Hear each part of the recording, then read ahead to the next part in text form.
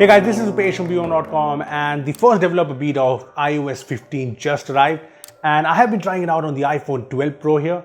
And you know what, as an Android user, there are actually some great features in iOS 15 that I really want to see in Android.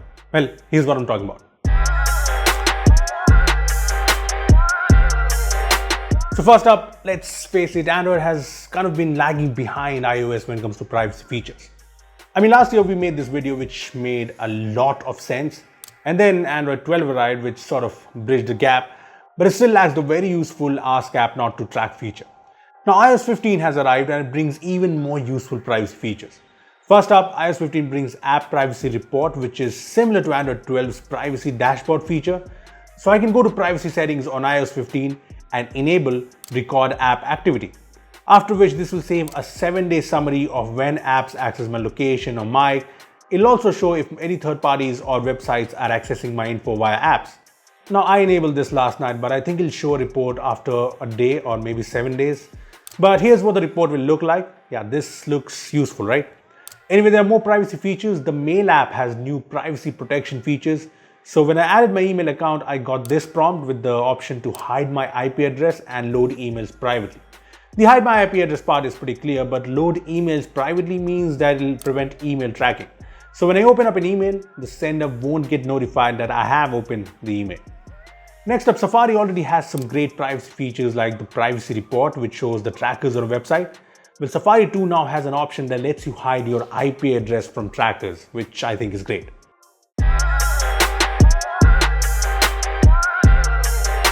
Now talking about Safari, Safari is actually cool now. And it's something that I hope Google takes inspiration from for, future Chrome updates. I mean, Safari does something that Chrome has been sort of confused about since a long time. It brings the address bar to the bottom. Now, how awesome is that? As you can see, there's now a floating address bar at the bottom, which even goes in the background when you scroll down on a website. It's pretty cool. There are also a number of cool gestures. I can swipe left on this bar to open a new tab on the right, like this. And I can also switch between the tabs by swiping left and right. And yeah, it's very seamless. I know Chrome has this gesture too, but it's on the address bar on the top, making it almost impossible to use. Anyway, I can also swipe up on the address bar to get to the tab switcher like this. Yeah, it's nice. Now, apart from that, all the important features are present right here, like the reading mode, the read later list, privacy report, and more. Now, one big feature that Safari is bringing on iOS 15 is extension support. Yes, another feature we have been wanting on Chrome. Now, right now, most of the extensions on the App Store are about ad blocking, but I think we'll see a lot of desktop extensions ported to iOS when iOS 15 stable arrives. Apart from that, I also like the Safari start page customization option, especially the option to set a background image. It's nice.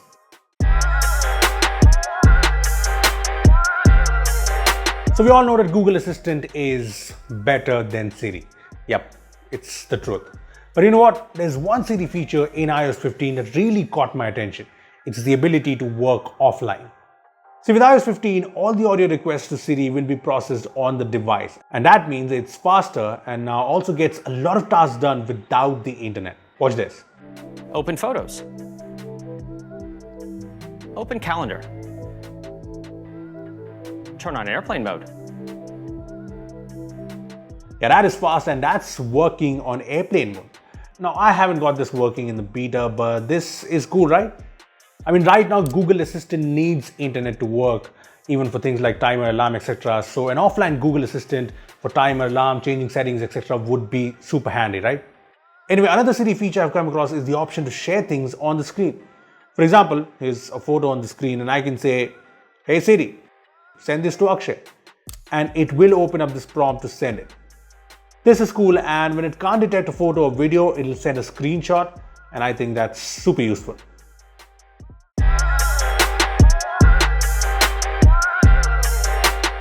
So iOS 15 brings a new live text feature, which is basically OCR, and yeah, it's a lot like Google Lens, but you know what? Its implementation in certain areas is what makes it so cool.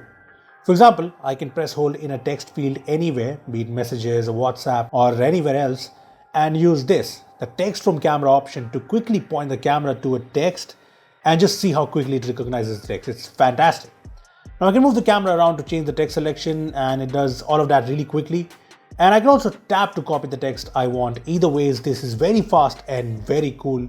So yeah, I would love to see this feature on Android, especially since Google Lens is also pretty good.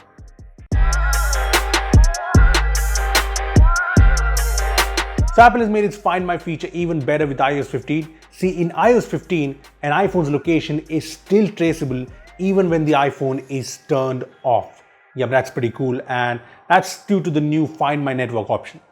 Look, it seems that with iOS 15, the iPhone stays in a low power mode even when it's turned off, and it sort of acts like an AirTag, allowing any nearby iOS devices to pick up the Bluetooth signal and send back its location. That is awesome really, because the first thing a thief does is, turn off the phone. Plus, according to Apple, the location tracking will even keep working when an iPhone is reset to factory settings with activation lock enabled. Honestly, these are features that we really need on Android's Find My Device feature. Lastly, Apple is also introducing some really useful features with iCloud Plus. First up, there's Private Relay, which is basically Apple's VPN feature.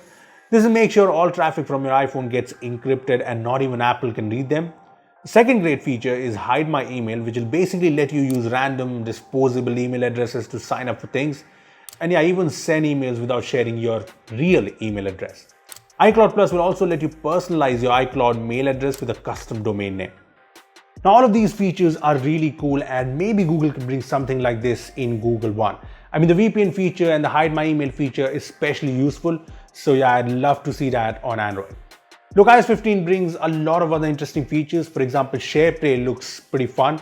But you know what? I was most impressed with the features I just talked about. I mean, I like the new privacy features, which again make Android not look so good. There's offline Siri, which seems fast and very handy. Safari is cool and it actually brings some really great improvements. And then there are features like Focus and iCloud Plus. Yes, I'll be honest, I really want Android to copy these features from iOS 15, but I want to know which iOS 15 feature do you want on Android. Make sure to comment below. Also like this video if you enjoyed it. Make sure to share it and subscribe to our channel for more amazing tech videos. But that's me signing off. Thanks for watching. I will see you in the next one, and stay safe, guys.